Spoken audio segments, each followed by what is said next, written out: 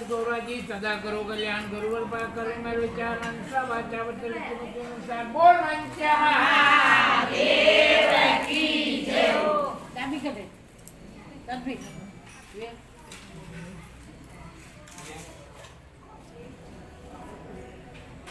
एक समय कैलाश पर्वत पर चारों ओर 18 बाहर वनस्पति फूल रही थी और सुंदर मन तथा सुगंधित हवा चल रही थी। श्री महादेव जी तथा पार्वती जी एक सुंदर आसन पर विराजमान होकर इस छटा को देख रहे थे। तो श्री पार्वती जी बोली, हे नाथ, आज तो चौपड़ का खेल खेलना चाहिए। महादेव जी ने कहा, ठीक है, पर चौपड़ के खेल में चल कपट बहुत होता है महादेव, इसलिए हाथी के निर्णय की साक्षी कौन है महादेव। तब तो पार्वती जी ने अपने अंग से मेल उतारकर उसका एक पुतला बनाकर बिठा दिया महादेव। श्री महादेव जी ने उसे एक सजीवन कर दिया महादेव और बोले कि हे पुत्र महादेव, हम दोनों चौपड़ का खेल खेलने तो हमारे हारने जीतने की साख बनना महादेव। अब चौपड़ का खेल शुरू हुआ महादेव। महादेव जी ने 2 बार पासे फेंके और अंगद से पूछा, बता कौन हारा और कौन जीता है महादेव। तो अंगद ने कहा कि आप जीते तथा पार्वती जी हारे महादेव। तीसरी बार पार्वती जी ने पासे फेंके और पूछा, बता कौन जीता और कौन हारा है महादेव। यद्यपि इस बार पार्वती जी जीते थे परंतु अंगद ने सोचा कि यदि मैं महादेव जी को हारा हुआ कहूँगा वे मुझे श्राप देंगे। अतः अंगद ने झूठ ही कह दिया कि महादेव जी जीते और पार्वती जी हारे। यह सुनते ही पार्वती जी ने क्रोध में आकर अंगद को श्राप दिया, महादेव तू कोड़ी हो जा और भटकता फिर। बोल मंचा महादेव की जय। अब पार्वती जी के श्राप से कोड़ी और दुखी हुआ अंगद इधर उधर भटकने लगा महादेव। वह भटकते भटकते एक दिन विशाल तथा भयंकर जंगल में जा पहुंचा महादेव। वहाँ उसे 12 और 12 24 कोस के बीच में एक तालाब दिखाई पड़ा महादेव, जिसके आसपास बड़ पीपल के पेड़ खड़े थे महादेव। इंद्राणी, ब्रह्माणी तथा अन्य देवताओं की स्त्रियां मिलकर वह व्रत कर रही थी महादेव। अंगद ने उन्हें करता हुए देखकर पूछा, महादेव बहनों ये आप क्या कर रही है महादेव। तो देवगुणाओं ने कहा कि हम महादेव जी के मनसा वाचा व्रत को कर रही है महादेव, जिसके करने से सभी मनोकामनाएं पूर्ण होती है महादेव। अंगद ने कहा, तब तो मैं भी इस व्रत को करूँगा महादेव। देवगुणाओं ने उनकी ऐसी इच्छा देखकर उन्हें चावल सुपारी दिलाकर व्रत प्रारंभ करने का संकल्प करवाया और कहा कि श्रावण महीने के शुक्ल पक्ष के प्रथम सोम से इस व्रत को शुरू किया जाता है। उस दिन किसी कुंवारी कन्या के हाथ से 2 पौनी सूत कतवाकर उसका डोरा बनवावे, उसे पीले गेरू में रंगे, उससे महादेव जी का पूजन करे। आगे भी हर सोमवार को इस डोरे से महादेव जी का पूजन तथा व्रत करता रहे। फिर कार्तिक सुदी चौथ के दिन उजमना करे। उस दिन 4.25 सेर आटा, 1.25 सेर घी और 1.25 सेर गुड़ तीनों चीजें अपने गांव के तौल मुताबिक लेकर उसका चूरमा बनावे। उसका महादेव जी के भोग धरकर 4 बराबर हिस्से कर देवे। प्रथम भाग शिव जी के निर्मित किसी नाथ को दे देवे, दूसरा भाग ब्राह्मण को दे देवे और तीसरा भाग गौ को खिला देवे और चौथा भाग प्रसाद के तौर में आप खुद ग्रहण करे। एवं विशेष बिना राजा क्या छोटे बड़े भेदभाव की सबको बराबर बराबर बरसा देवे। डोरा जो बनाया जाता है जब तक व्रत कलेशम धारण करते रहे और उत्थापन करने के बाद उसे जल में पधरा देवे। बस यही व्रत के करने का विधान है। बोल मंचा महादेव की जय। अंगद ने नियमानुसार मनसा वाचा व्रत प्रारंभ किया और लगातार 4 वर्ष तक करता रहा। उधर एक दिन बैठे ही बैठे पार्वती जी को अंगद की याद आई और उनके वियोग में घबराकर महादेव जी से कहने लगी, हे नाथ कोई ऐसा उपाय बताइए जिससे पुत्र अंगद वापस घर आ जाए। तो श्री शंकर भगवान ने पार्वती जी से कहा, हे प्रिय तुम मनसा वाचा व्रत करो, तुम्हारी इच्छा अवश्य पूरी हो। तब तो श्री पार्वती जी ने विधि के अनुसार डोरा बनाकर व्रत प्रारंभ किया और जो ही व्रत समाप्त हुआ अंगद को रहित होकर विचारता हुआ पार्वती जी से आ मिला। पुत्र को देखते ही पार्वती जी खुशी के मारे हंसने लगी, परंतु अंगद ने सोचा कि मेरे बिना बुलाए आ जाने से माता जी हंस रही है, अतः वह गुस्से में भरकर वापस लौटने लगा। तो पार्वती जी ने उठकर पुत्र को पकड़ लिया और बोली कि बेटा फिर कहाँ जा रहे? अंगद बोला कि माता जी मेरे बिना बुलाए यहाँ लौट आए हूँ, जानकर आप हंस रही है इसलिए मैं वापस जा रहा हूँ। पार्वती जी बोली कि नहीं बेटा, मैं तुम्हारे आने से नहीं हंसी थी, मैं तो मनसा वाचा व्रत के प्रभाव को देखकर हंसी हूँ जिसे कि मैंने तुम्हारे मिलने की इच्छा से किया था। अंगद ने कहा कि हे माता जी ये व्रत तो मैंने भी किया है। पार्वती जी बोली कि तुमने यह व्रत किया तभी तो तेरे श्राप का प्रभाव नष्ट हुआ है और मैंने यह व्रत किया इसे अपना खोया हुआ पुत्र भी से आकर मिल गया है। अस्तु बेटा, अब तेरी क्या इच्छा है सो मुझसे कह। अंगद बोला कि माता जी मेरी ऐसी इच्छा है मैं उज्जैन का राजा बनूं। पार्वती जी बोली कि अच्छा बेटा तू उज्जैन चला जा, तुझे वहाँ का राज्य मिल जाए। गिरजा की आशीष से अंगद के लिए प्रणाम चला, वहाँ से तुरंत ले भगवत का नाम बोल मनसा महादेव की जय। माता का आशीर्वाद पाकर अंगद वहाँ से चला और उज्जैन जा पहुँचा। उधर उज्जैन के राजा ने अपनी इकलौती कन्या का स्वयंवर रचा था और ये शर्त रखी थी कि अपनी जिसके गले में जयमाला डाल देगी उसको राजकन्या बहा दी जाए। अतः स्वयंवर के दिन ठीक समय पर एक अग्नि को श्रृंगार कर पूजन कर सूंड में माला देकर कहा गया, हे अग्नि तू देवी के समान है। अतः इस सभा में जो भी राजकुमारी के योग्य वर दिखाई दे उसके गले में ये माला डाल दे। अतनी माला को लेकर चली, जहाँ अंगद बैठा था वहाँ पहुंचकर उसके गले में माला डाल दी। यह देखकर लोगों ने कहा कि तो ना मालूम कौन है। अतनी चूक गई। अतः उस लड़के अंगद को वहाँ से हटाकर फिर अग्नि को माला देकर प्रार्थना की गई, हे अग्नि सभा में जो तुम्हें राजकन्या के योग्य वर दिखाई दे और जो उज्जैन के राज्य को भी अच्छी तरह संभाल सके उसे तू यह माला पहनाना। अग्नि ने दूसरी बार भी माला अंगद के पास जाकर उसके गले में पहना दी।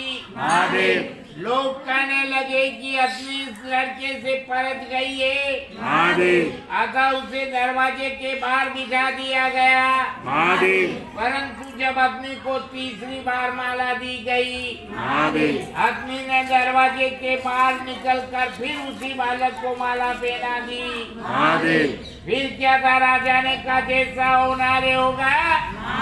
उसने नगर सेठ को बुलवाया महादेव और कहा कि इस बालक को तुम अपने घर ले जाओ महादेव और भला लगन पर सज के साथ बारात लेकर आ जाओ। महादेव सेठ अंगद को लेकर अपने घर गया। महादेव खूब श्रृंगार कर तथा बारात सजा कर लगन के समय ले आया। महादेव बड़ी धूमधाम के साथ विवाह संपन्न हुआ महादेव और राजा ने अपना सारा राजपाट कन्यादान में दे दिया। बोल मनसा महादेव की जय। विवाह के पश्चात जब दोनों महल में गए महादेव तो राजकुमारी ने अंगद से पूछा, महादेव हे नाथ, आपकी जाति, आपका क्या नाम है?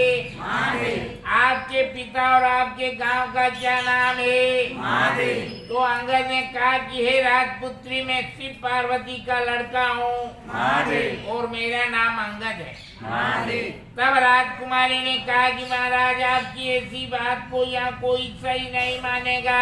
महादेव आप सच सच बतलाइए कि वास्तव में क्या बात है। महादेव तब तो अंगद ने अपने पैदा होने की सारी कथा राजकुमारी से कह सुनाई। महादेव अपने श्राप तथा मनसा वाचा व्रत के प्रभाव से श्राप से छूट कर उज्जैन के राज्य पाने का सारा वृत्तांत कह सुनाया। महादेव यह सुनकर राजकुमारी को संतोष हुआ महादेव और दोनों बड़े सुख पूर्वक रहने लगे। बोल मनसा मनसा महादेव की जय। थोड़े ही दिनों के पश्चात एक दिन अंगद ने कहा, महादेव हे राजपुत्री, अब मेरे राज्य करने की अवधि पूरी हो चुकी है। महादेव अतः मैं अपने माता पिता के पास कैलाश जाना चाहता हूँ। महादेव तेरी क्या इच्छा है तो मुझसे कर। महादेव राजकुमारी बोली के नाथ, मैं तो पुत्र धन और राज्य का सुख चाहती हूँ। महादेव अंगद ने कहा कि तुम मनसा वाचा व्रत करो, महादेव तुम्हारी इच्छा पूर्ण हो जाएगी। महादेव राजपुत्री बोली के नाथ, जब आप कैलाश चले जाएंगे महादेव तो मेरे पुत्र कैसे होगा? महादेव अंगद ने कहा कि हे राजपुत्री, महादेव मनसा वाचा व्रत के प्रभाव से तुम्हें बिना मेरे गर्भास के पुत्र मिलेगा। महादेव और ऐसा कहकर मनसा वाचा व्रत की सारी विधि समझाकर अंगद उसी समय कैलाश चले गए। बोल मनसा महादेव की जय। इधर राजकुमारी ने पति की आज्ञा के अनुसार मनसा वाचा व्रत शुरू किया और लगातार 4 वर्ष तक करती रही। इससे भगवान शंकर बहुत पसंद हो गए। एक दिन रानी दातुन कर रही थी।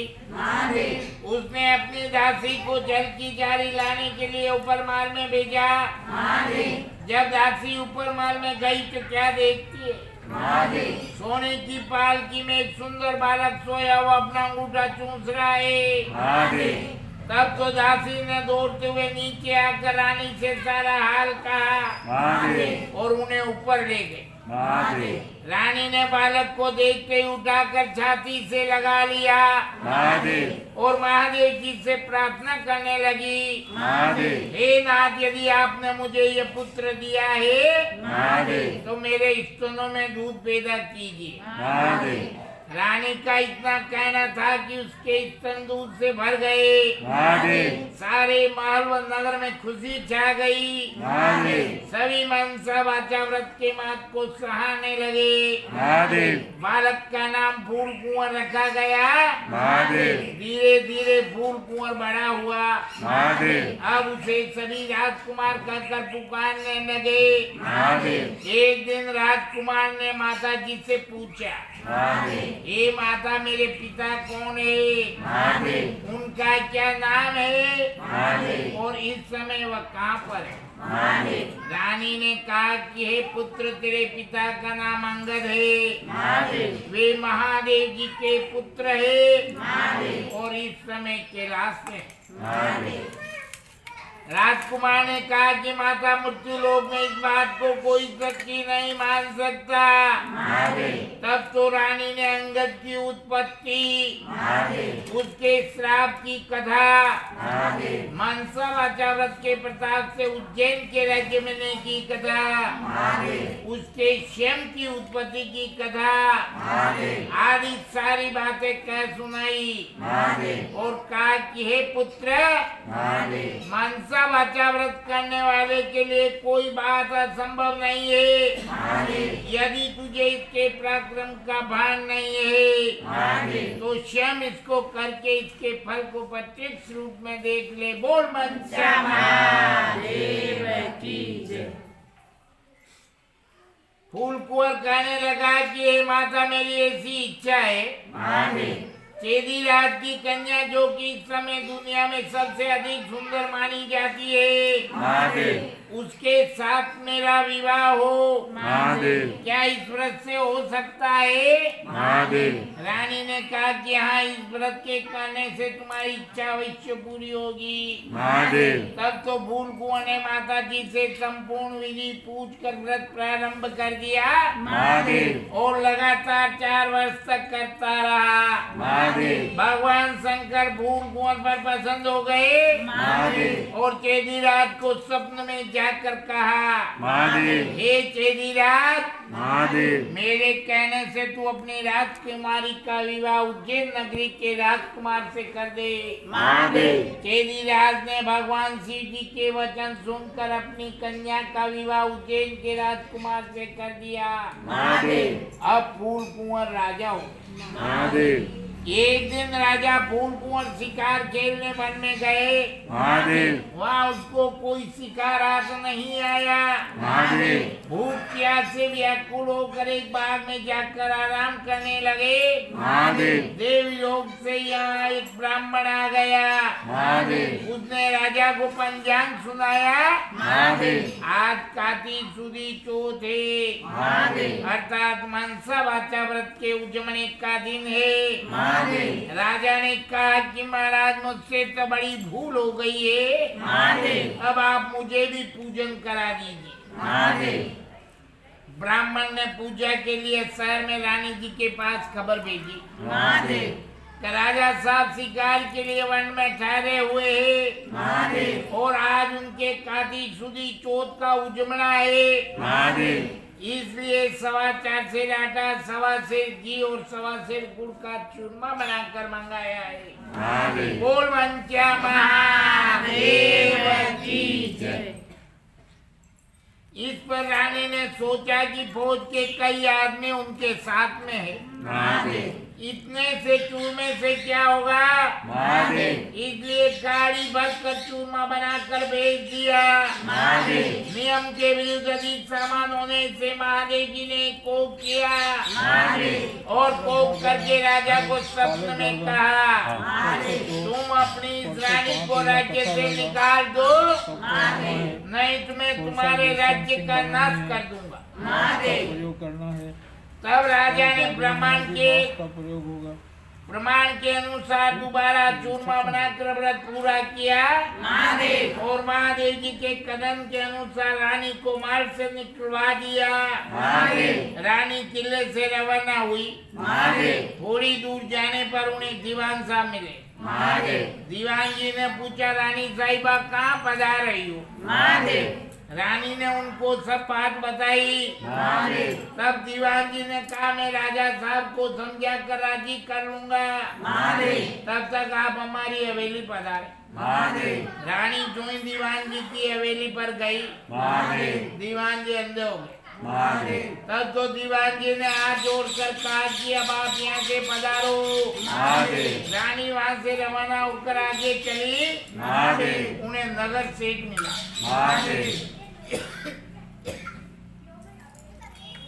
उसने भी यही कहा, राजा साहब को 2 ही दिन में मना लेंगे, तब तक आप हमारे घर विराजे। जो ही रानी नगर सेठ के घर गई, सेठ की उंगलियां चलना बंद हो गया और भी कई उपद्रव होने लगे। तब सेठ ने हाथ जोड़कर कहा, रानी जी अब आप यहाँ से पधारिए। बोल मनसा महादेव की जय। रानी आगे गई तो राजा जी का कुमार मिला। उसको भी रानी पर दया आ गई। महादेव वह रानी को अपने घर ले गया। महादेव रानी के वहाँ जाते ही कुंवर का वहाँ बैठ गया। महादेव सारे बर्तन फूट गए महादेव और कुमार स्वयं भी अंधा हो गया। महादेव तब कुमार ने भी रानी को घर से चले जाने के लिए प्रार्थना की। महादेव आगे जाने पर रानी को एक माली मिला। महादेव उसने पूछा, रानी साहिबा कहाँ पधार रही हो? महादेव रानी ने कहा कि राजा साहब ने मुझे देश निकाला दे दिया है। महादेव तो मालिक को भी रानी पर दया आ गई। महादेव वह उसे अपने बाग में ले गया महादेव और कहा कि जब तक राजा जी का क्रोध शांत नहीं हो जाता महादेव आप यहाँ बाग में रहिए। महादेव रानी के वहाँ जाते ही बाग के सारे पेड़ पौधे सूख कर जलने लगे। महादेव खेतों के कुओं का पानी भी सूख गया महादेव और माली को भी कम दिखने लग गया। महादेव तब तो माली ने भी रानी को वहाँ से चले जाने के लिए कह दिया। महादेव अब रानी वहाँ से निकलकर विचार करने लगी, महादेव मुझसे ऐसा क्या पाप हो गया है?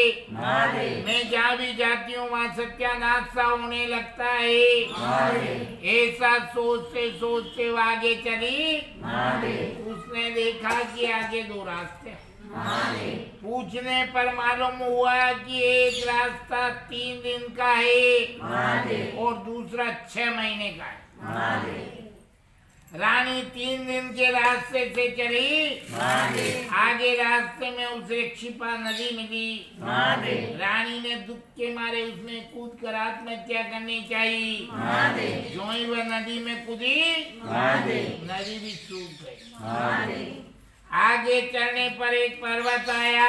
महादेव उसने सोचा इस पहाड़ पर चढ़कर गिर पड़ूं महादेव और वह चढ़कर गिरने लगी। महादेव पर्वत भी जमीन के बराबर हो गया। महादेव आगे जाने पर उसे एक सिंह दिखाई दिया। महादेव रानी ने सोचा इस सिंह को छेड़ूं, मुझे खा जाए तो अच्छा है। महादेव जो ही रानी ने जो ही सिंह पर हाथ फेरा, महादेव सिंह भी पत्थर का हो गया। महादेव आगे जाने पर उसे एक बड़ा भारी अजगर सर्प दिखाई दिया। महादेव रानी ने मरने के लिए उस बड़े भारी सांप को छेड़ा। महादेव वह सांप भी रस्सी का बन गया। महादेव रानी हार खाकर और आगे चली तो क्या देखती है? महादेव एक बड़ा भारी पीपल का वृक्ष है। महादेव उसके पास ही एक सुंदर कुआं है महादेव और एक मंदिर बना हुआ। महादेव रानी मंदिर में जाकर मुंह ढक कर बैठ गई। महादेव ओम नमः शिवाय, ओम नमः शिवाय पंचाक्षरी मंत्र को जपने लगी। महादेव उस दिन काली सुदी चौथ का दिन था। महादेव इसलिए पुजारी नाथ सामान लेने के लिए गांव में चला गया था। महादेव वहाँ उसको कुत्ते ने काट खाया। महादेव पुजारी नाथ ने विचार किया कि आज हमारे आश्रम में ऐसा कौन सा पापिया पहुंचा है महादेव जिसके कारण ये उत्पात हो गया है। महादेव मंदिर में आकर नाथ ने जब एक स्त्री को बैठे देखा महादेव तो कहने लगा कि आज यहाँ कोई डाकनिया भूतनी आ गई है। महादेव तब तो रानी ने विनय पूर्वक कहा, महाराज मैं न तो डाकन हूँ न भूतनी हूँ। महादेव मैं तो मानवी आकाश की गेली और जमीन की जली हुई एक दुखी स्त्री हूँ। महादेव यदि आप मुझे धर्म की बेटी बनाओ महादेव तो मैं अपना सारा वेद आपसे कहूँ। महादेव नाथ जी ने स्वीकार कर लिया। महादेव तब रानी ने उन्हें अपना सारा किस्सा कहा। महादेव वहाँ से जाने लगी तो भूख के मारे चल नहीं सकी। महादेव तब नाथ जी ने उजमने का एक लड्डू से दिया। महादेव लड्डू को देखते ही रानी को व्रत याद आया। महादेव इतने में भी नाथ ने भी कह दिया, महादेव आज कातीसुरी चौथ है। महादेव ये मनसा राजा व्रत का प्रसाद है। महादेव इसका नियम है कोई राजा हो तो भी अधिक प्रसाद नहीं बनावे। महादेव इसलिए ये एक बात का लड्डू है। महादेव ऐसा विचार कर रानी ने नाथ जी से कहा, महादेव हे महाराज इस व्रत को तो मैं भी करना चाहती हूँ। महादेव तब नाथ ने कहा कि अब जो सावन में सोमवार आ रहा है महादेव उस दिन से तुम इस व्रत को करना। महादेव रानी ने नियमानुसार व्रत शुरू किया। महादेव जब कार्तिक सुदी चौथ का दिन आया महादेव नाथ जी गांव जाकर सामान ले आए। महादेव 1.25 सेर घी, 1.25 सेर गुड़ और 4.25 सेर आटे का चूरमा बनाया। महादेव कुमारी कन्या से पौनी कटवा कर उसका डोरा बनवा दिया। महादेव चूरमे के 4 भाग किए। महादेव शिव पार्वती जी की चित मन से पूजा की। महादेव इस प्रकार व्रत करते हुए जब 4 वर्ष हो गए महादेव महादेव जी ने राजा फूलकोर को सपने में दर्शन देकर कहा, महादेव अब तुम अभी इस रानी को राज्य से निकाल दो। महादेव नहीं, रानी को वापस बुलवा लो, महादेव नहीं तो मैं तुम्हारे राज्य का नाश कर दूंगा। महादेव तब राजा ने कहा कि महाराज अब रानी का पता कैसे लगेगा। महादेव आपकी आज्ञा से तो मैंने उसे देश निकाला दिया था। महादेव महादेव जी ने कहा कि हे राजा महादेव तुम अपने 4 स्थानीय नौकरों को पूर्व के दरवाजे भेज देना। महादेव वहाँ उन्हें बिना नहाते हुए बैलों की गाड़ी मिलेगी। महादेव जिसमें वो चारों बैठ जावे। महादेव वह गाड़ी वहीं जाकर ठहरेगी महादेव जहाँ पर कि तुम्हारी रानी रहती है। बोल अच्छा महादेव की जय। प्रातः काल होते ही राजा ने 4 आदमी भेजे। महादेव उन्हें बिना नहाते हुए बैलों की गाड़ी मिली महादेव जिसमें वो चारों बैठ गए महादेव और उसी मंदिर तक चले गए महादेव जहाँ पर की रानी रहती थी। महादेव रानी को पहचान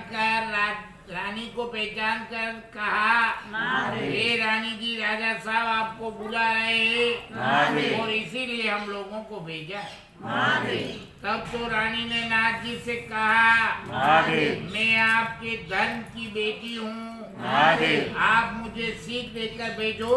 महादेव तब नाथ जी ने मिट्टी के हाथी, घोड़े, रथपाल के आदि बनाकर मंत्र के छींटे दिए जिससे सभी सच्चे हाथी, घोड़े, रथपाल के आदि बन गए। महादेव तब रानी ने फिर कहा, महादेव हे पिताजी रास्ते में मेरे छूने से कई जीवों का नुकसान हो गया था। महादेव उनका भी उद्धार हो जाना चाहिए, महादेव नहीं तो ये सब पाप मुझे लगेगा। बोल मंचा महादेव की जय। तब नाथ जी ने सीधी से निर्माण स्नान कराए हुए जल की एक जारी पर कर दी महादेव और कहा कि हे बेटी महादेव ओम नमः शिवाय कहकर इस जल का छींटा जिस पर डालोगी महादेव वह अपने असली स्वरूप को प्राप्त हो जाएगा। महादेव तब रानी ने जल की जारी लेकर नाथ जी को प्रणाम कर लेने के बाद महादेव आए हुए चारों सेवकों के साथ पालकी में बैठकर वहाँ से रवाना हुई। महादेव उन्हें चलते चलते रास्ते में वही सर्प आया महादेव जो रानी के छूने से रस्सी का बन गया था। महादेव रानी ने शिव जी का ध्यान कर ओम नमः शिवाय मंत्र का उच्चारण कर जारी के जल के छींटे रस्सी पर किए। महादेव वह पहले के समान सर्प बनकर चलने लगा। महादेव आगे वही सिंह जो पत्थर का होकर पड़ा था मिला। महादेव रानी ने उसके ऊपर भी ओम नमः शिवाय पढ़कर जारी के जल के छींटे दिए। महादेव वह भी जीवित होकर गर्ज करता हुआ वन में चला गया। महादेव आगे वही पहाड़ आया जो रानी के स्पर्श से जमीन में दब गया था। महादेव ओम नमः शिवाय पढ़कर जारी के जल के छींटे मारते ही पहले जैसा पर्वत हो गया। महादेव आगे जाते वही नदी आई जो रानी के स्पर्श से सूख गई थी। महादेव रानी ने ओम नमः शिवाय पढ़कर जल का छींटा दिया। महादेव वह भी फिर से गहरे निर्मल वाली नदी हो गई और पानी बहने लगा। बोल पंचा महादेव की जय। अब रानी की पाल की फौज आदि को तो किले में भेज दिया महादेव और आप खुद उस बाग में गई महादेव जो कि उनके कारण सूख गया था। महादेव बागवान ने रानी को देखकर कहा, महादेव हे रानी जी आप फिर क्यों आ रही है? महादेव पहले ही आपके आने से मेरा बाग उजड़ गया था। महादेव परंतु रानी के समझाने बुझाने पर माली ने फाटक खोला। महादेव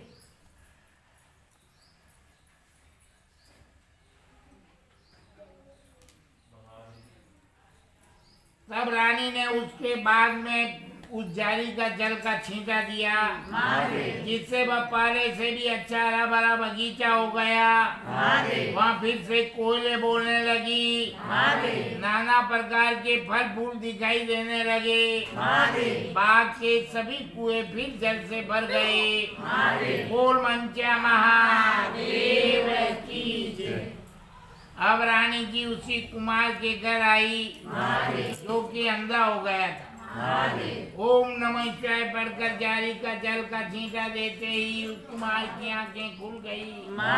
अहुआ के बर्तन सोने चांदी के हो गए। कुमार ने कहा कि रानी जी सोने चांदी के बर्तनों को हमारे पास कौन रहने देगा? तब रानी ने कहा कि इनमें से 4 बर्तन ले जाकर राजा को भेंट कर देना और शेष तुम रख लेना, ये मेरा हुक्म है। बोल मंचा महादेव की जय। इस प्रकार वह नगर सेठ के घर गई। उसकी उंडियां फिर से सिकरने लगी। व्यापार में लाभ होने लगा। तब नगर सेठ ने कहा कि अन्नदाता जी आपके पधारने से हमारी रिद्धि सिद्धि हुई है, अतः इस खुशी के मारे में सारी नगरी को जिमाना चाहता हूँ। रानी ने उनकी बात मान ली और सारी नगरी में ढिंडोरा पिटवा दिया। हर किसी के घर धुआं नहीं निकलेगा। अगर किसी ने चूल्हा जलाया तो 11 रुपया जुर्माना होगा। बोल मंचा महादेव की जय। आगे चलकर रानी जी दीवान जी के यहाँ पहुँची। वहाँ जाते ही दीवान जी की आंखें खुल गई। तृप्त आनंद छा गया। अब रानी साहिबा किले में पधारी।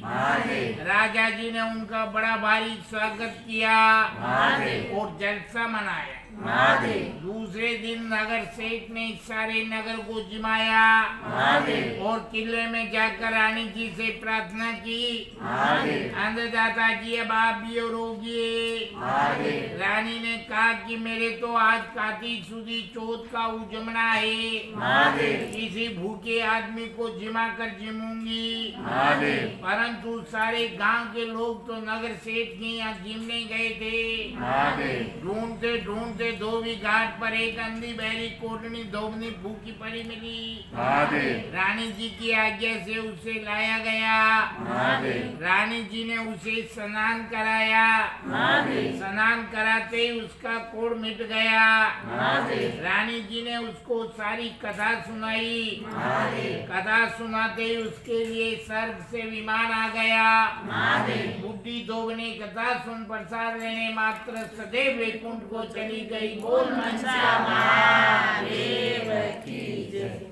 इसके बाद राजा रानी नियम से हर साल मनसा वाचा व्रत को करते रहे और संसार में सब प्रकार के सुखों को भोगते रहे और अंत में पुत्र को राजगति देकर शिवलोक को जाते भये। इस प्रकार मनसा वाचा श्री जी पार्वती जी के ईश्वर की बड़ी भारी महिमा है। सावन के प्रथम सोम से कार्तिक सुदी चौथ तक का व्रत सुनहरा वार्षिक फल देने वाला है। मनसा वाचा व्रत करने वाले सभी मनुष्यों की सभी कामनाएं शिव जी महाराज पूर्ण करते। कथा समाप्त। बोल मनसा महादेव की जय। एलाउंस करो। हाँ करो आप। काले अपने जागले चौथ रो और परसों चौथ है, हमें बदाम है। मास्क तो कोई पहनना आएगा नहीं, पर काले मास्क पहन ली तो बढ़िया है। ठीक है सर। और परसों में मास्क पहनना आ जाओ, बढ़िया वाइट ड्रेस वाला वाइट अने और बड़ो ही पहनना है। ठीक है। और 3:30 बजे हवन होगा, 4 बजे और 5 बजे बहुत जल्दी होगी। हाँ हाँ